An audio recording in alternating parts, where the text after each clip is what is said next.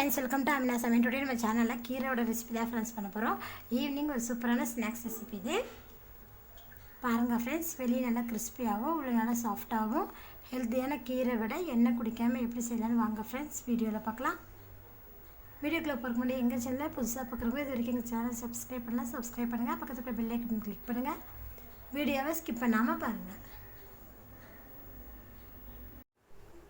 கீரை வடை பண்ணுறதுக்கு ஒரு கப்பு கடலைப்பருப்பை பார்த்தீங்கன்னா 2 மணி நேரத்துக்கு முன்னாடியே தண்ணியில் ஊற போட்டு தண்ணி இல்லாமல் எடுத்து வச்சுருக்கேன். மிக்ஸி ஜாரில் தண்ணி இல்லாமல் எடுத்து வச்சுருக்கிற கடலைப்பருப்பை சேர்த்துக்கோங்க.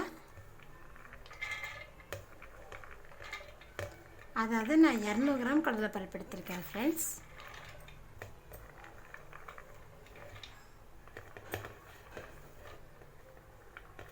இது வந்து நம்ம இதை கொஞ்சம் மட்டும் எடுத்து வச்சுக்கலாம். இப்போ ஒரு சுற்றி எடுத்துக்கலாம். பாருங்கள், கொரகொரப்பாக அரைச்சி எடுத்துருக்கேன். இப்போ இது கூட 1/4 கப்பு சிறுகீரை இது சேர்த்திக்கங்க. அதோடவே ஒரு துண்டு இஞ்சி, கூடவே கொஞ்சமாக உப்பு, இது மூடி போட்டு கொரகொரப்பாக அரைச்சி எடுத்துக்கலாம். பாருங்கள் ஃப்ரெண்ட்ஸ், கொரகொரப்பாக அரைச்சி எடுத்துருக்கேன். இப்போ இதை வந்து ஒரு மிக்சிங் பவுலுக்கு நம்ம மாற்றிக்கலாம். பாருங்கள், 1 கரையை அரைச்சதை மிக்சிங்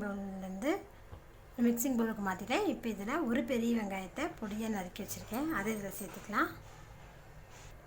இது கூட 2 பச்சை மிளகா பொடியாக கட் பண்ணி வச்சுருக்கேன், அதை இதில் சேர்த்துக்கோங்க.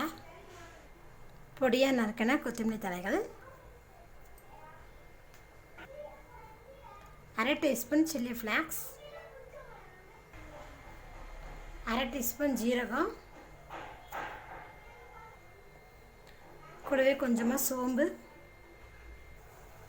கூடவே நம்ம எடுத்து வச்சுருக்கிற கடலைப்பருப்பு. இப்போ இது எல்லாத்தையும் சேர்த்து நல்லா மிக்ஸ் பண்ணி விடுங்க. நம்ம 2 பச்சை மிளகா போட்டிருக்கோம், சில்லி ஃப்ளாக்ஸ் வேறு போட்டிருக்கோம் ஃப்ரெண்ட்ஸ். சில்லி ஃப்ளாக்ஸ் போடும்போது நல்லா சாப்பிட்றதுக்கு நல்லாயிருக்கும். அதேமாரி ஜீரகம் சோம்பெல்லாம் சேர்த்தும்போது வடை வந்து நல்லா வாசமாகவும் இருக்கும், சீக்கிரம் எளிதில் ஜீரணமும் ஆயிரும், டேஸ்ட்டாகவும் இருக்கும்.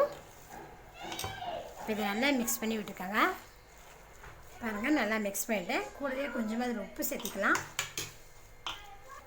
அரைக்கும் போது உப்பு போட்டிருந்தேன், இப்போ கொஞ்சம் உப்பு போட்டிருக்கேன். தண்ணி ஊற்றாம தான் ஃப்ரெண்ட்ஸ் நம்ம வந்து பருப்பு வடைக்கு வந்து அரைக்கணும். பார்த்திங்கன்னா இப்போ நல்லா மிக்ஸ் பண்ணிவிட்டேன். இப்போ இது எண்ணெயில் போட்டு பொரிச்சு எடுத்துக்க வேண்டியலாம். பார்த்திங்கன்னா கையில் இப்படி பிடிச்சாலே நல்லா வருது பாருங்கள், அவ்வளோதான். கடையில் பாருங்கள், வடை போடுறதுக்கு எண்ணெய் ஊற்றிருந்தேன், எண்ணெய் நல்லா சூடாகிடுச்சு. இப்போ ஃப்ளேம் வந்து மீடியம் ஃப்ளேம் வச்சுருங்க. ஃபஸ்ட்டு பார்த்திங்கன்னா ரெடி பண்ண மிக்ஸை வந்து இந்த மாதிரி உருண்டை பிடிச்சி வச்சுக்கோங்க. பிடிச்சி வச்சுட்டிங்கன்னா உங்களுக்கு வந்து வடை போடுறதுக்கு ரொம்ப ஈஸியாக இருக்கும். பார்த்திங்கன்னா கையில் வச்சு இந்த மாதிரி ப்ரெஸ் பண்ணிவிட்டு பாருங்கள், இந்த மாதிரி ப்ரெஸ் பண்ணால் போதும். அப்படியே டக்குன்னு நம்ம போட்டு எடுத்துடலாம்.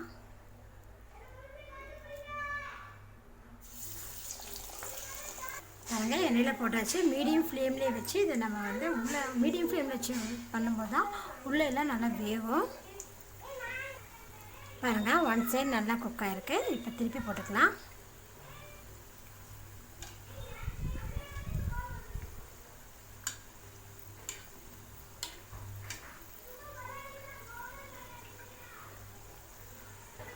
2-3 டைம் நல்லா போட்டி போட்டிங்கன்னா தான் உங்களுக்கு கீரை வடை வந்து உள்ளே நல்லா வெந்துடும்.